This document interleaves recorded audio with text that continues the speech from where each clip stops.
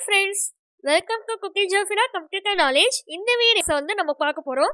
இப்போ இங்க Microsoft Excel பார்த்தீங்கன்னா மார்க் ஷீட் கிரியேட் பண்றதுக்கான லிஸ்ட் இங்க டிஸ்ப்ளே பண்ணிருக்காங்க. இது எப்படி ஆர்டரா நம்ம கிரியேட் பண்ணலாம் அப்படின்றத பார்க்கலாம். இப்போ இங்க மார்க்ஸ் நான் காப்பி பண்ணி பேஸ்ட் பண்றேன்.